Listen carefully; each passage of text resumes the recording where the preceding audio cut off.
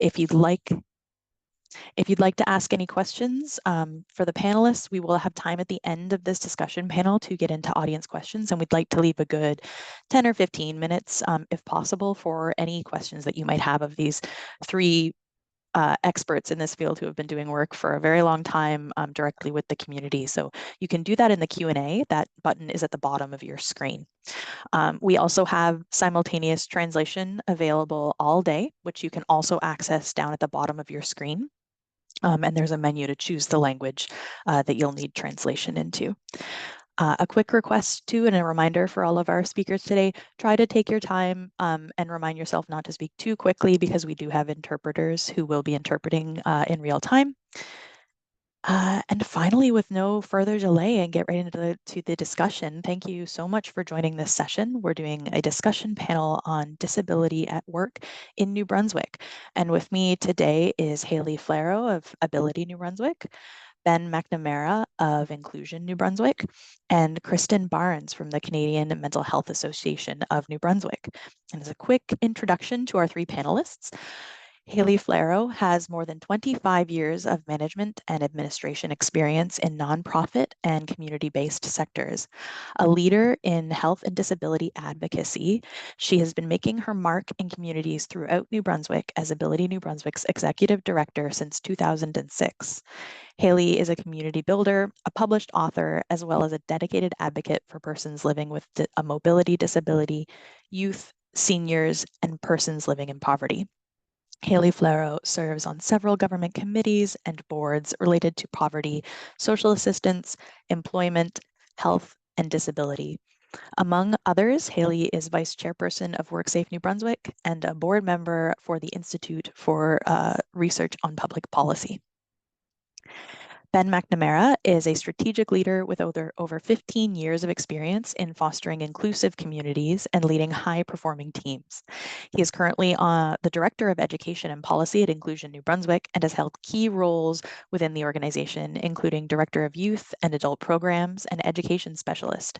Ben works to advance Inclusion NB's mission through progressive policy advocacy and collaborative efforts with community stakeholders. He has also held positions with the Atlantic Lottery Corporation, New Brunswick's Access to Information and Privacy Commissioner's Office, and the Multicultural Association of Fredericton. Ben holds a Bachelor's of Education and a Bachelor of Arts from St. Thomas University and is deeply involved in various boards and community service initiatives across New Brunswick. And finally, Kristen Barnes has been working in the community nonprofit sector for over 16 years in the area of mental health and also in domestic violence and sexual assault intervention, supporting newcomers and multiculturalism, suicide and crisis intervention, and working with people living with disabilities.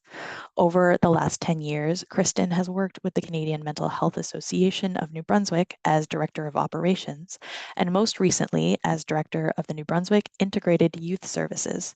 Outside of work, Kristen is a mom, musician, and crafter. She loves photography, walking by water, road trips, and reading, all with a warm cup of coffee. So thank you to all three of us so much for joining us here today. This is going to be a discussion style panel. So I have some questions prepared that I would love to get all of your input on. And the first of our questions here, just one second. I've already managed to misplace my notes, which is just classic. Would you each actually just spend a little bit of time telling us about yourselves, the organization you work with, and what you have been working on? Haley, if you want to get started. Thank you very much. Thank you. What a great number, over 100 people in this webinar. So that's exciting. So thank you, Amber, for championing this topic and getting us together. And I'm always happy when this band gets together because Ben and Kristen are rock stars, and together we have almost 60 years experience. So there's something to be said for that. I'm with Ability New Brunswick. It's like my 18th anniversary with them, I think. And it's just an incredible incredible space to be. You know, New Brunswick has a lot of roadblocks for people. We have the second highest rated disability in Canada, only second in Nova Scotia, and mobility is one of the most prominent disability types in New Brunswick. So it's one of the reasons where there's a needed a space for groups like ours. I grew up with a mom with a neurological condition, so I've always seen the world really differently. I never claimed to have lived experience with disability, but I certainly walked alongside a pretty important person that changed my view of the world, and including employment.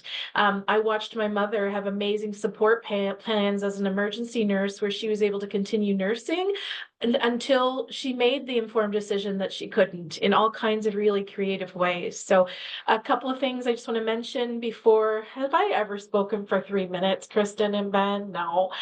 Just a couple of things. What's Ability and Be doing?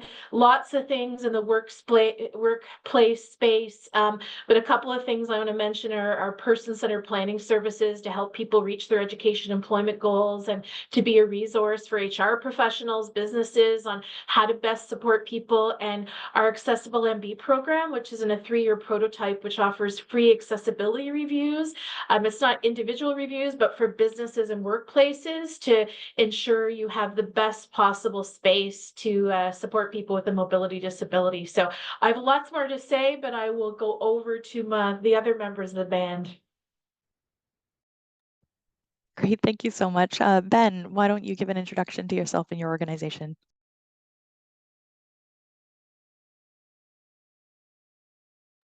Oh, I can't hear you. Can everybody else hear you?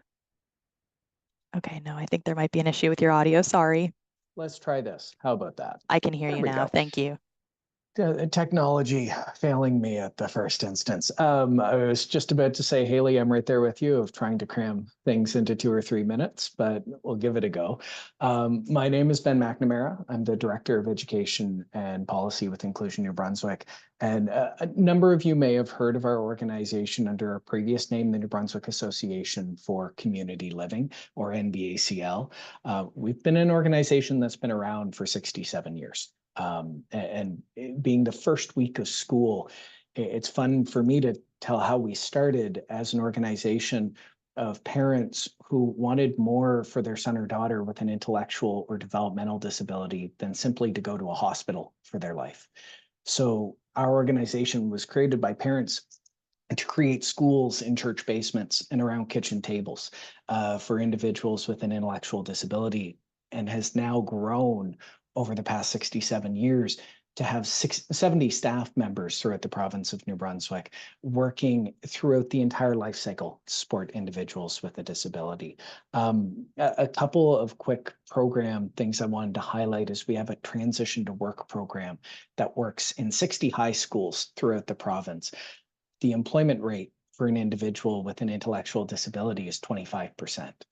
And we've been able to flip that on its head with our transition to work program. We see 75% of our graduates who are coming out of high school obtaining employment or going to post-secondary.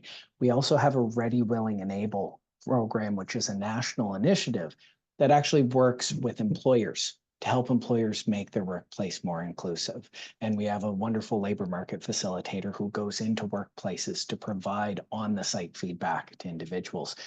The biggest initiative for us over the past few years is we've created the Inclusive Communities Institute, and it's an online learning institute for individuals, for community, for family members, and for employers. One of the main streams for us in the Inclusive Communities Institute is employment, and we actually just launched a new course on neurodiversity and employment, which is specifically for employers on how to make your workplace more inclusive for individuals who are neurodiverse. So I'm really looking forward to talk a lot more about what we're doing. And it's the first week of school, so a huge congrats to all the parents who have survived the first few days of lunches, early mornings, and tired kiddos at the end of the school day. Thank you so much. And Kristen, how about you give an introduction to yourself and your organization?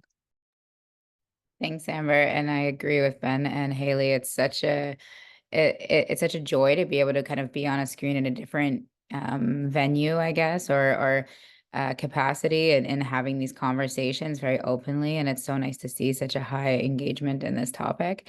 I've been working with the Canadian Mental Health Association of New Brunswick.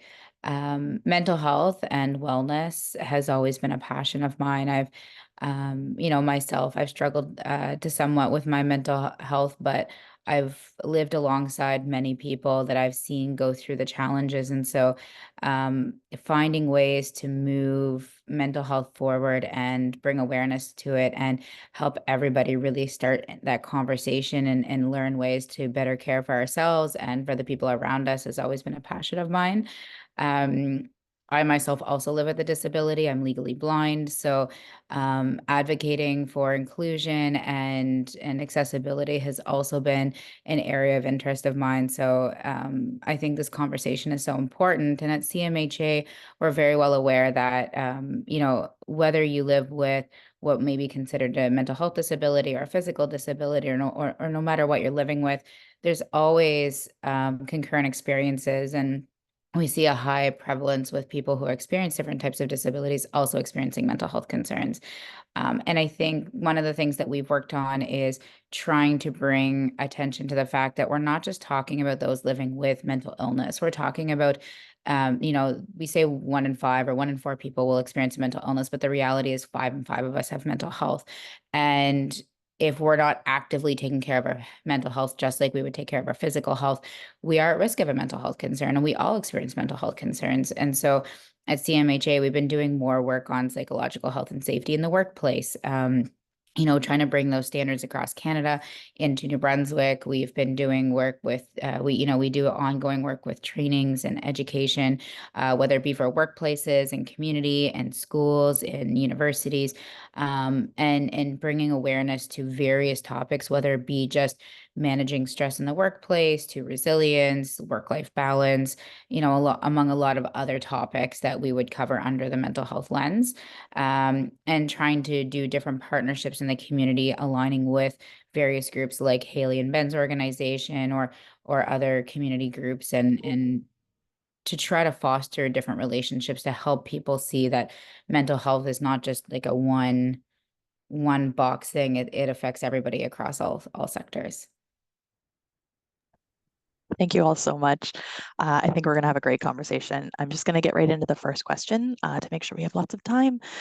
New Brunswick has recently created an Accessibility Act that just came into force on August 1st of this year. So it's only a month old or so. What do you all think will be the impact of that act on workplaces in New Brunswick? I'll ask Haley to go first.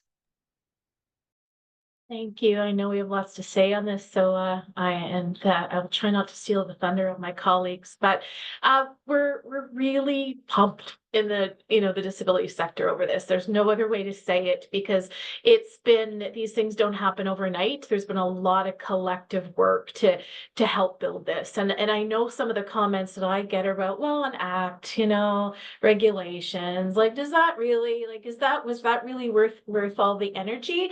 Absolutely. Like, the vision for this act is an inclusive and accessible New Brunswick. So this is not just about built environment. There are priority standards that the Select Committee on Accessibility listened to disability stakeholders, most importantly, people with a disability, and recommended that there's going to be regulations around employment. We want the government in New Brunswick to be a leader in the hiring and retention of people with a disability, and this act will set the tone for that across Crown Corps. It'll extend into the private sector.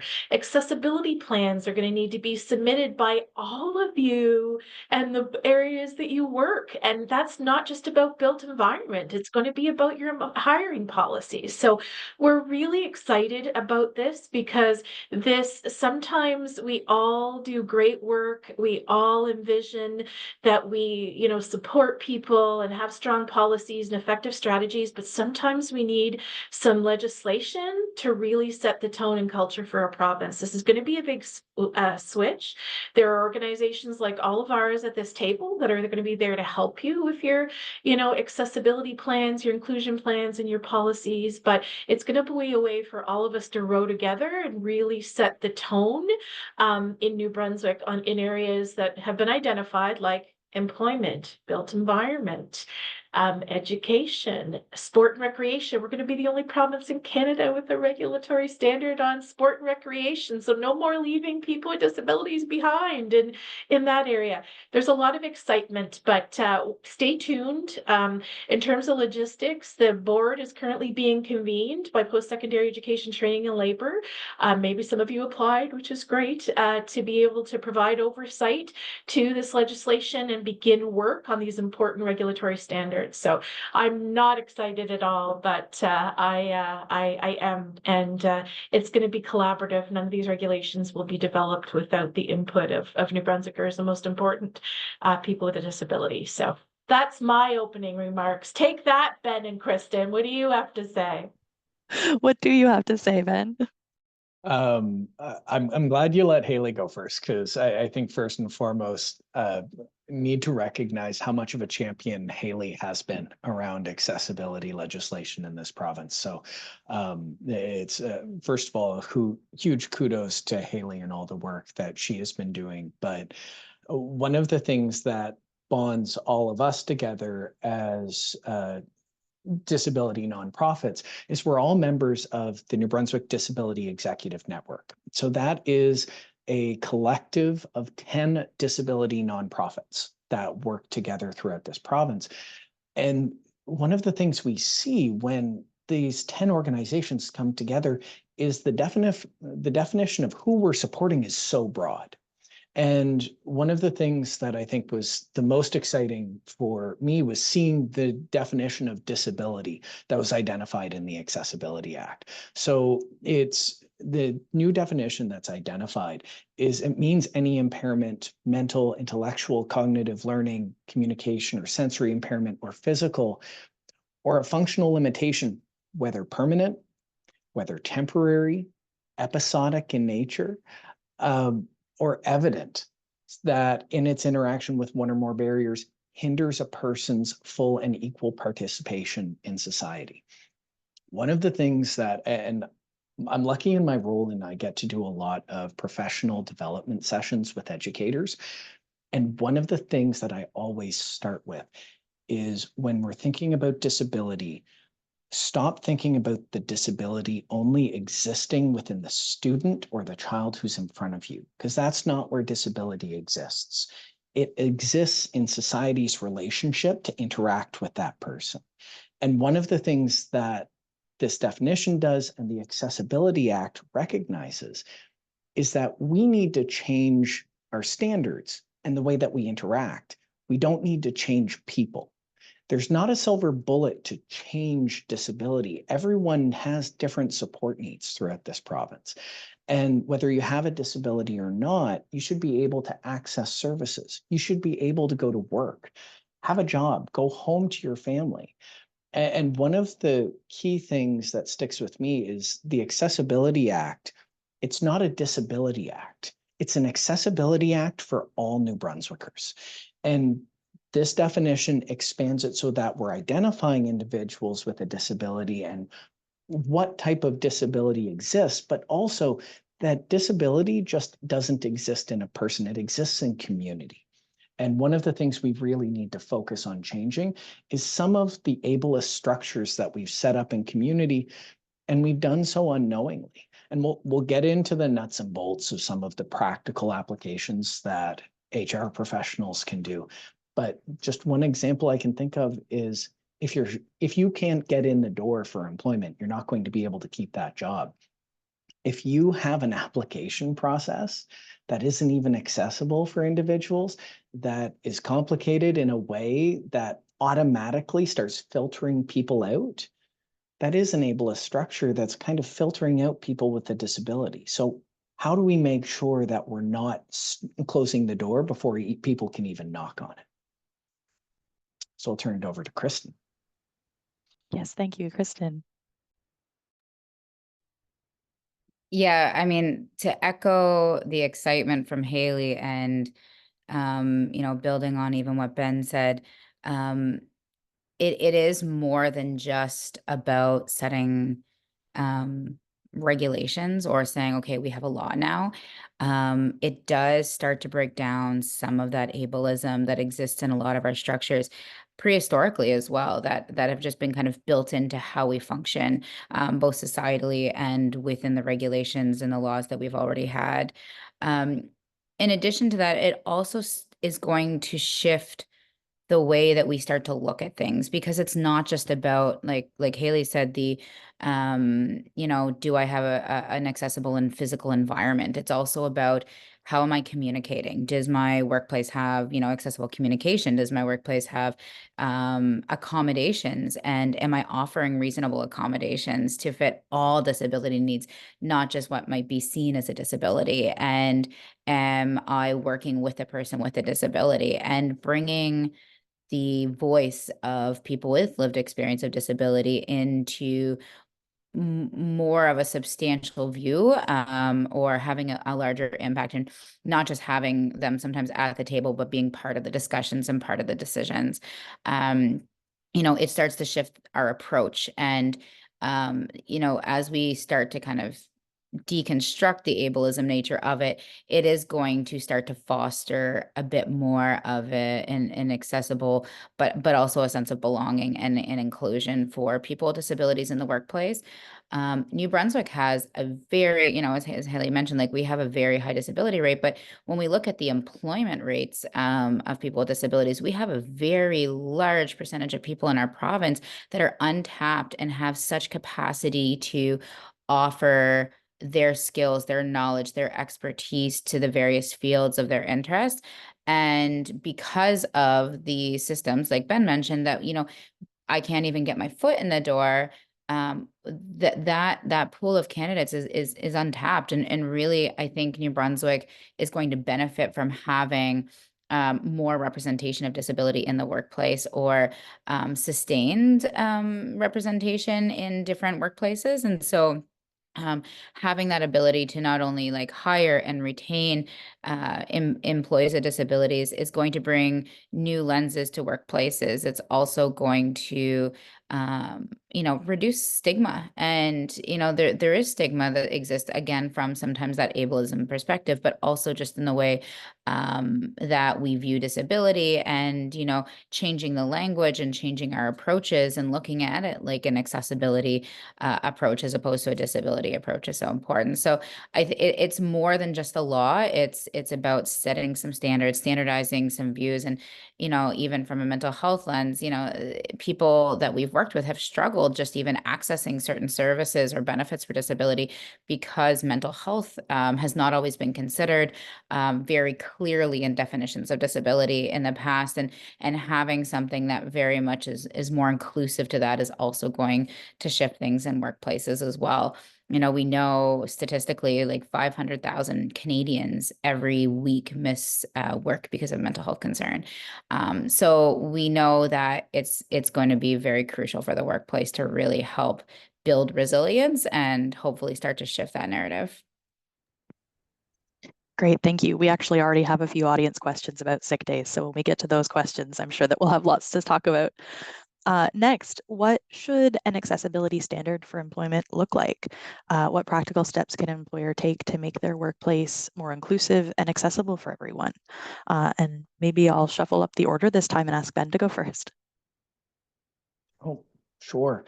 I think piggybacking off of something Kristen just said is, any accessibility standard for employment needs to include the voice of lived experience.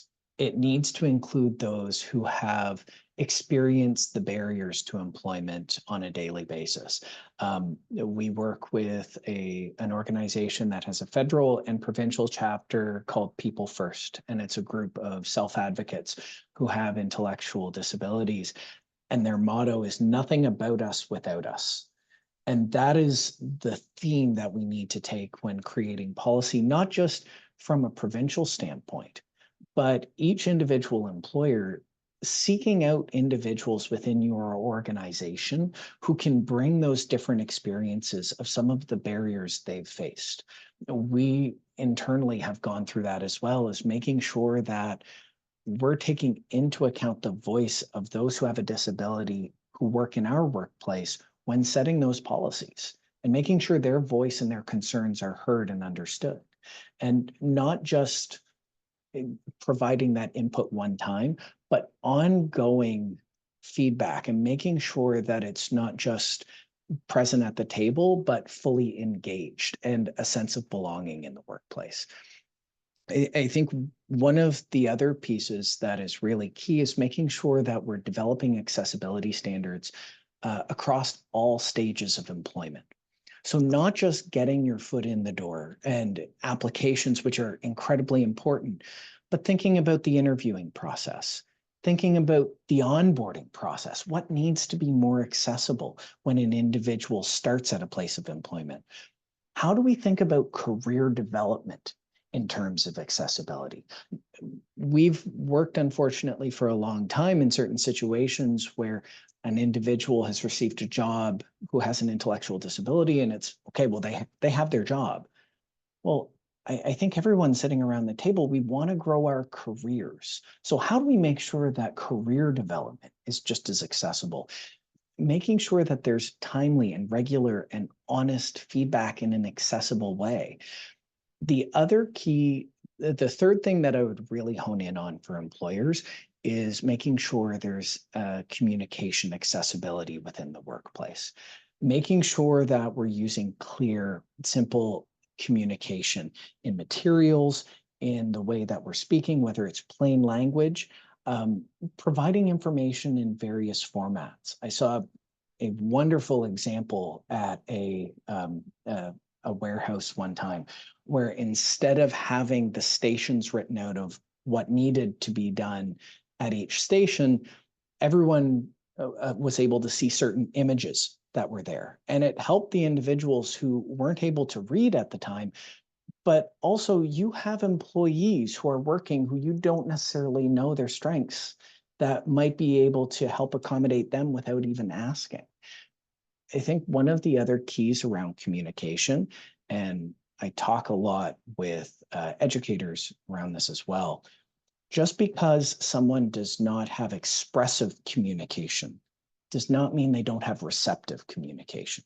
So you could have someone who is nonverbal, who is not able to communicate with words their wants and needs.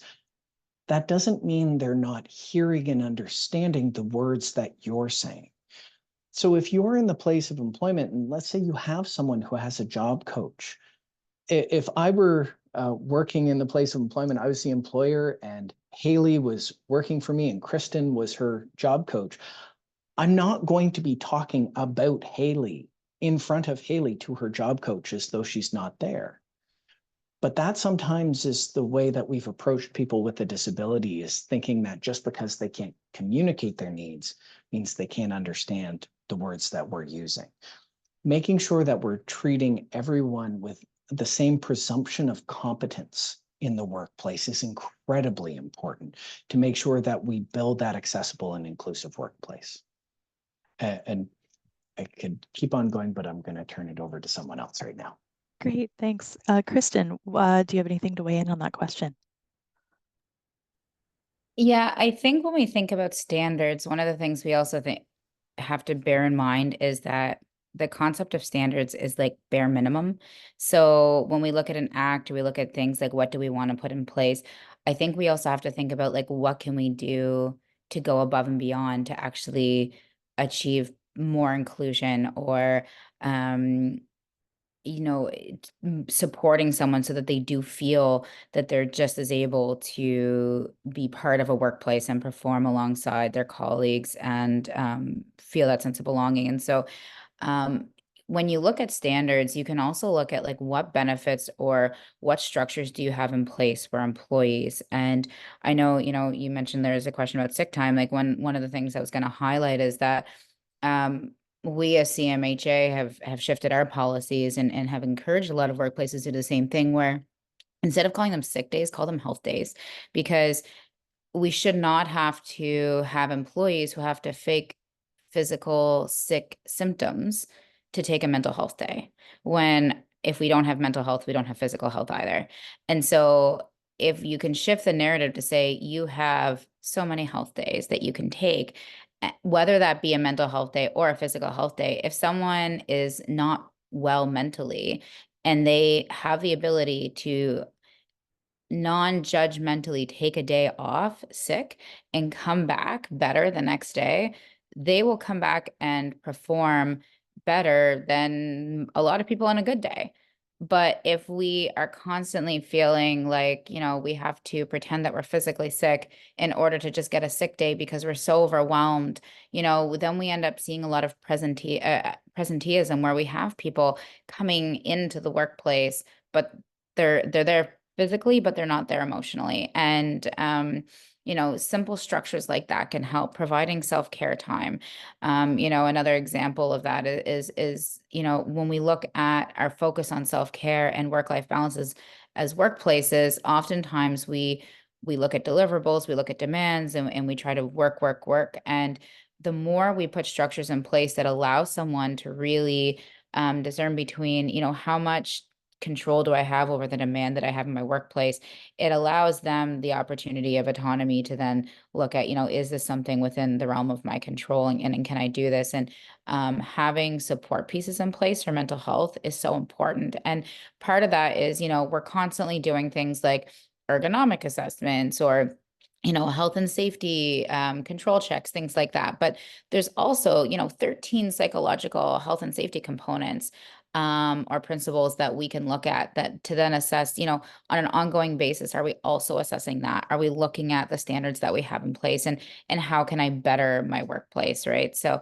I think above and beyond the standards, and I know, Ben and Haley are both experts in a lot of the different aspects of what makes an accessible standard.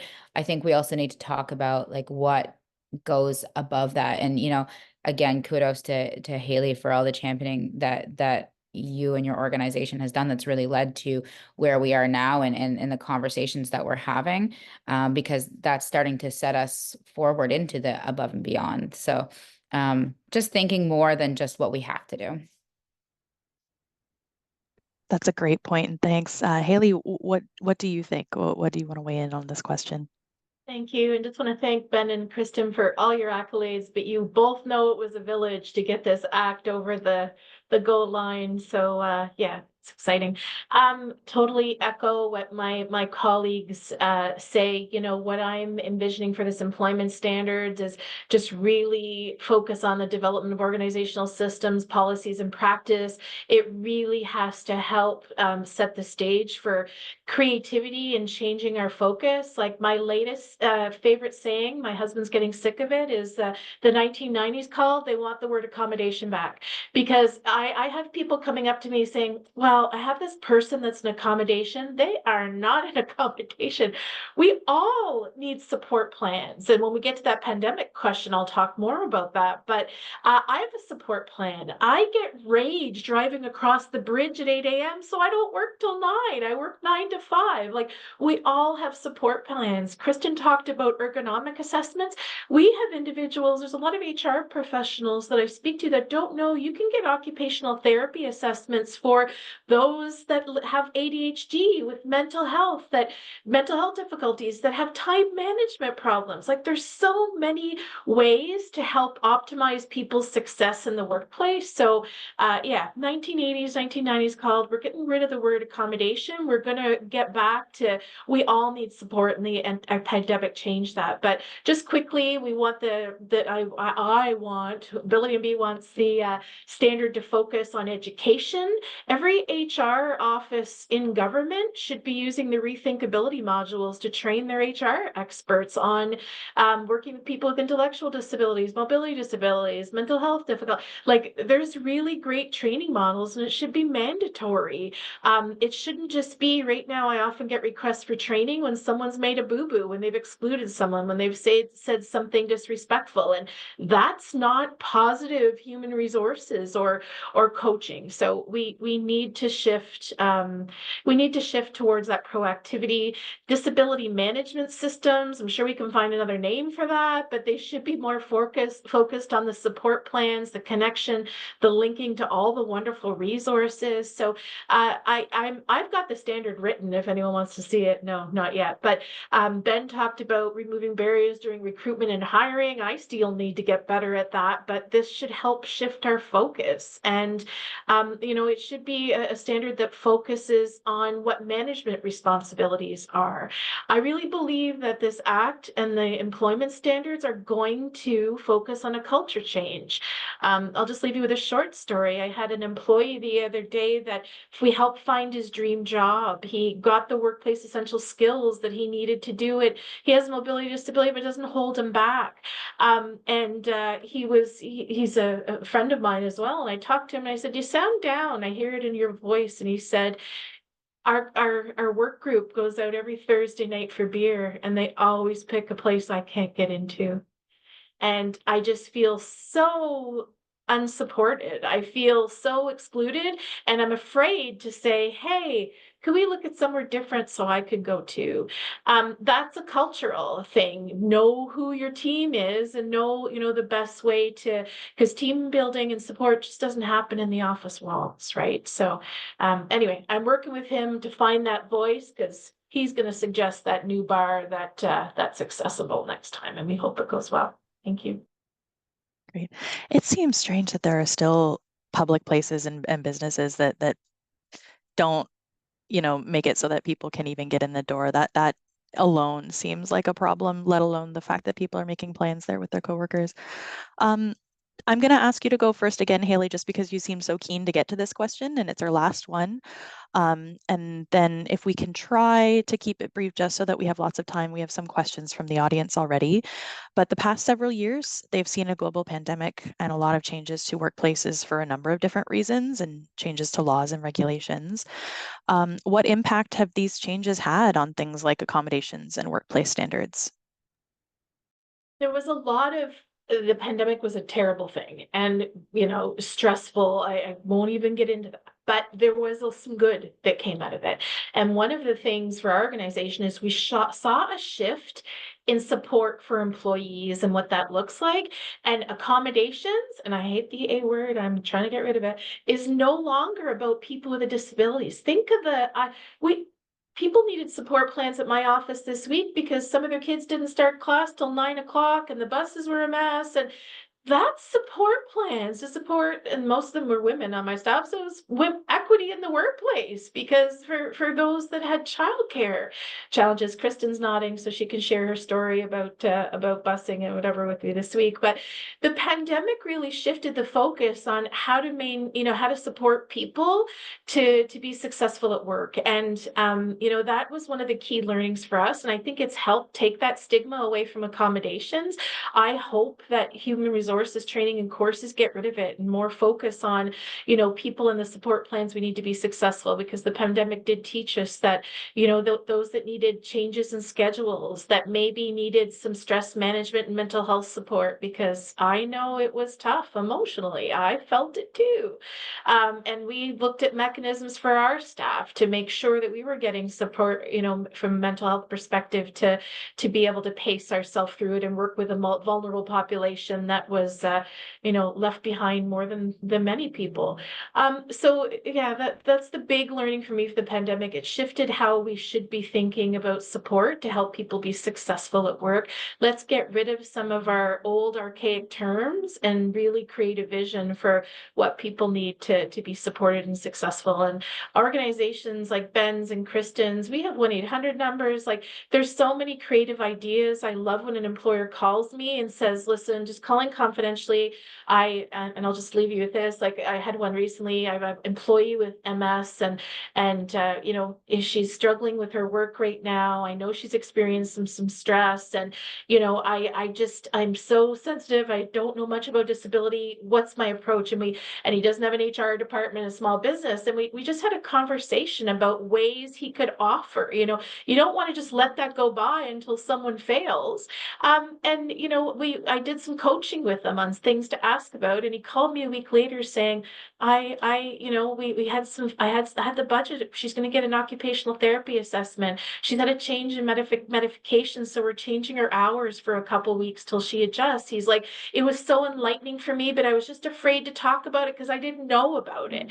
And he's like, "She's a really good employee, and in the week of making some of these changes and giving her hope, things have changed." So we need to take time. We need to think outside the box. And COVID was a big learning to teach us about what people need to be successful. Absolutely. It was a huge learning experience. Kristen, do you have anything that you wanted to weigh in on this question? I think, yeah, we saw a huge spike in mental health concerns throughout the pandemic. And I think coming out of it, it's also shifted the need to focus a little bit more on what that looks like for supporting people's mental health, because it was no longer just about, someone living with a mental illness. It was that plus all the rest of us who were just struggling to get by. And then on top of that, the other factors that impact our mental health concerns, like, financial concerns, like isolation, like, transportation, things like that, everything shifted. We did, we saw a huge shift societally with more focus on virtual work, and workplaces learning that flexibility is a little bit more feasible. And so we saw some people wanting to work from homes occasionally to be able to be home, related to childcare, or like Haley mentioned with transportation, workplaces realizing maybe it doesn't have to be the standard 8:30 to 4:30, Monday to Friday. And I can have a little bit more flexibility with whether it be someone, needing to take a bus. I use the example as even myself, and I've shared it many times. Like for me to get to my office, I live like a 5-minute drive from my office on one side of the river, but I actually have to take a bus for like 25 minutes across the river, and then transfer to another bus, and then take another bus across the river to get to my office. And so I had to request, as an accessibility request, a different work schedule in order to be able just to, transfer and get to my office in time. And workplaces realizing, flexibility is a good thing. I think it's also shifted the light on how do we support mental health a little bit more. Before it was, if it was a physical health concern, we could identify that was a need. And as we continued to talk about mental health through the pandemic and post-pandemic, now more workplaces are actually reaching out saying, like, how do I support my employee? And it's more than just giving flexible work schedules. It's more, it's a culture change, and I use the example of, if someone goes off on leave because they've had a heart attack or they've been diagnosed with cancer, whatever, we might throw them, get them a gift. We might, send them something special, reach out to them, bring them out for lunch. But when someone's off for a mental health concern, it's often not the same reaction, but we're struggling equally sometimes in a very different way. And so we talked about how do we shift the culture to then identify mental health as the same way. And so I think just putting that shift on things has happened throughout the pandemic, but it has changed the way we look at accessibility. Yeah, absolutely, it has. Ben, what do you have to say about this? I think there's a couple opportunities that came from the pandemic, but also Kristen hit the nail on the head when it comes to culture shift. And I think it was interesting early on in the pandemic. My check-ins with other team members went from "How was your weekend?" to "How are you?" And we kind of shifted that mindset, especially those first few months within the pandemic, of thinking more around mental health. But we've also kind of seen a little bit of that back to what existed pre-pandemic. And there are some individuals I know who we've worked with who needed that from pre-pandemic, of needing to be interacting with community, felt very isolated when it came to doing things virtually, but also those who feel left behind when it comes to things moving forward and moving out of that virtual world. So we're still trying to find our footing. I think one of the biggest things for me is we need to make sure that we're moving towards, and this is where the pandemic really hit it for me, is moving towards a person-centered model, is making sure that we're developing plans for staff, for teammates that are focused on their strengths, that are making sure that we're providing support for the areas where they need support. And we're able to kind of grow further, and making sure, kind of like what I talked about at the beginning, we're not trying to fix the person. We're trying to make sure that the environment is optimized so that the person can be their best. One of the things that has changed, and I'll shift slightly a little bit just from that pandemic specific piece. One of the biggest legislative changes that we have seen in the past number of years was in 2022, they introduced a new amendment to the Employment Standards Act, which was just proclaimed. The amendments were just proclaimed actually last month. Up until August 1st, 2024, it was legal to pay an individual with an intellectual disability a stipend. We had individuals with intellectual disabilities who were in workplaces doing, taking jobs, working in places of employment who were not receiving a fair wage. They were receiving less than minimum wage. We actually have worked with one lady who her story was on CBC a couple of years ago. She worked for a company for 20 years. She was making sandwiches. She was doing the exact same job beside other people who were doing that same job. She was making $20 a week. They were making minimum wage. So even in 2024, it took 105 years for individuals with an intellectual disability to get the same rights as everyone else when it comes to pay equality for minimum wage. So we're still making these enormous changes within our society, and a culture shift is a huge thing that needs to take place. I don't know about anybody else in the audience, but whenever I remember that, it's just shocking to me that it was, and until very, very recent, commonplace. Thank you all so much. We have a huge number of audience questions. Unfortunately, we simply will not get to them all. The people have been very engaged. We have one comment saying, I really wish I could find an applaud button. Yes, great job, everything that you're saying. People are really enjoying this conversation and appreciating the information that you've had to share. If it's okay with you folks, I might go straight till our lunch break at noon rather than breaking it at 11:55, just to try and get to as many of these as possible. I'm going to combine the first two questions I see here because they're both about mental health days. So one person is saying, can workplaces accommodate one mental health day a year as an approved day for leave with persons with disability apart from sick days? And then kind of in the same vein, we've got another question saying, will this Accessibility Act help employees scrub the stigma over using sick days when they have earned for mental health days when those employees have documented mental health illnesses that is chronic and requires constant effort? Most employers will still openly enforce the idea that using sick days employees are entitled to is frowned upon.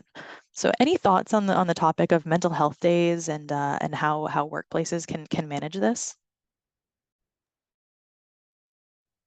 I mean, workplaces that can provide sick days versus health days and the way that we can reclassify this it's been shown to have positive impact on workplaces.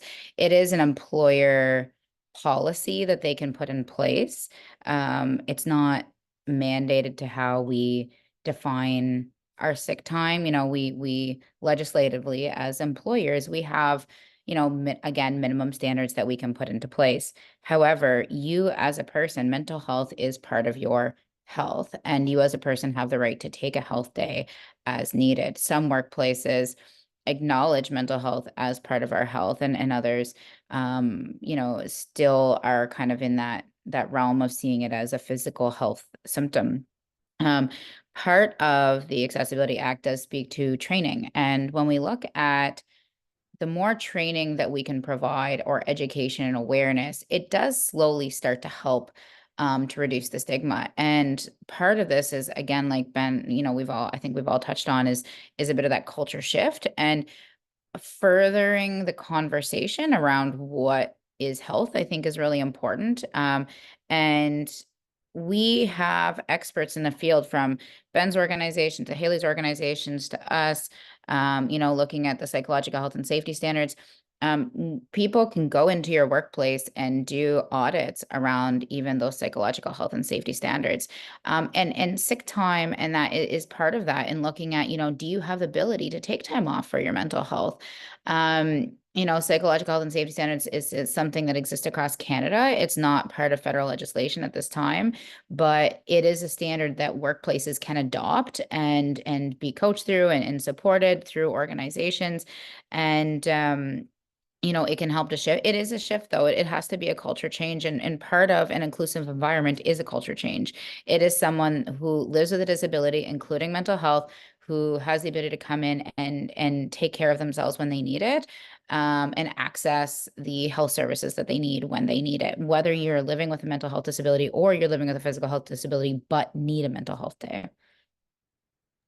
I just want to, excellent, and from the perspective of a medium-sized employer, my 1980s 90s question, you know, is like in the 1990s call, they want their sick time policies back. You know, it's as a small 30-person organization, we held discussions about sick time. Unfortunately, we just not like government and able to pay all these additional costs and give people unfunded times, but our staff changed our sick time policies. We still use the same amount of days, and we changed language around wellness, personal leave, no questions asked. They designed it. It's just like this summer they designed, we went to condensed work weeks for 12 weeks, Monday to Thursday, increased productivity. We got Fridays off. People came in a little earlier and a little later. It was wonderful. They designed it. So I'm hoping that the standards help us kind of revisit archaic policies, because you know what?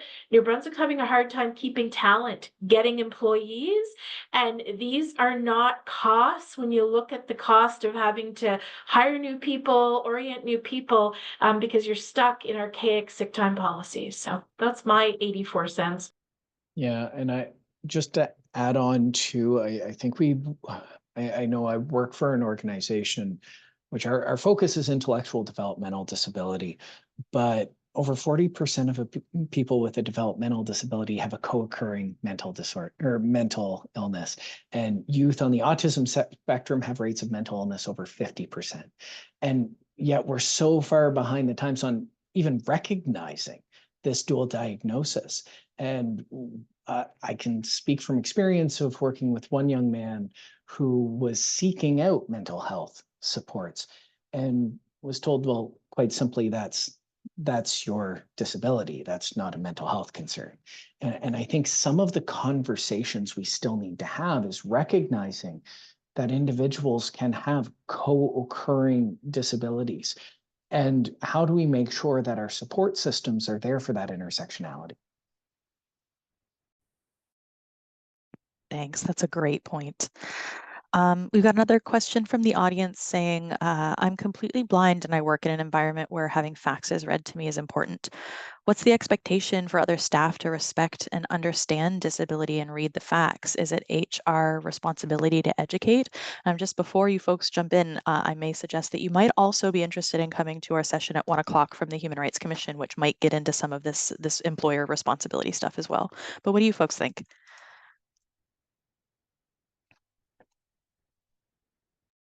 I'll just jump in it. I guess it's around the individual like support plan. You know, many individuals will create their own. You know, I have an individual that has a hearing difficulties in the workplace and has a buddy that supports her with some of the things that she struggles with. It's not a formal part of her plan because she, you know, didn't identify that. She prefers to set up her own supports. But you know, there should be some conversations around like what's the best way to support you. It still blows my mind that faxes are still used, mainly in government, by the way. But yeah, the 1990s called, they want their faxes back. I think it's more like the 1960s, but I have to get a t-shirt made about that. But I think, you know, it sometimes it's difficult for people to find their voice because they have been put down and they have been segregated so much. And these are brilliant people. It just, I know what my mother faced.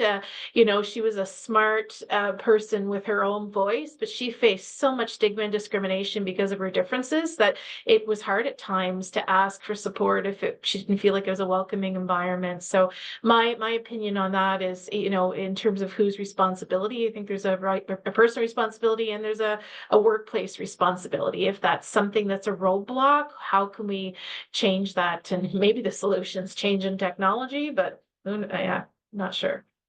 For anyone who is parents of young kids and has had to watch the movie Frozen over and over again, my recommendation to HR professionals when it comes to some of the power you hold on certain policies is let it go. kind of do what Haley was talking about in empowering her staff to kind of recognize what works best for them in the workplace. It's giving that ability to have staff input, that nothing about us without us mentality, all of a sudden is going to increase your productivity. And it's going to be able to help individuals with a disability be heard in the workplace. I look for us, and Haley talked about the reduced work time in the summer. We've also done that for, this is our second year that we've done that, of going to 4-day weeks for our staff. And it has made a tremendous impact on the mental health and the physical health of a number of our staff members.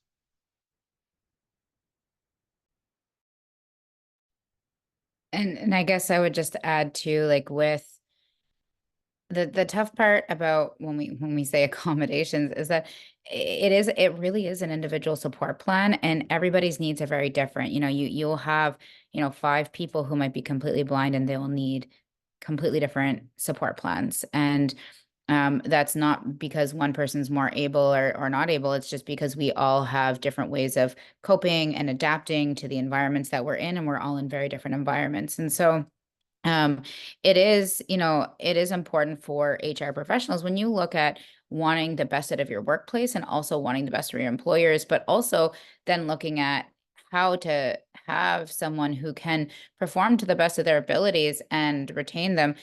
Having a support plan in place that best serves them is so important. And we've talked a little bit about lived experience. One of the models that we often encourage employers to engage in from our CMHA perspective, when we look at even determining what a support plan might look like, is under the acronym of DEARS. So we look at determining, okay, here's my challenges, here's what's happening, and here's, how it's impacting me, and then examining, okay, what are my actual needs to perform, and what are the conditions I'm in right now, exploring what options might be available with that person, as opposed to an employer just saying, well, here's what I can do for you.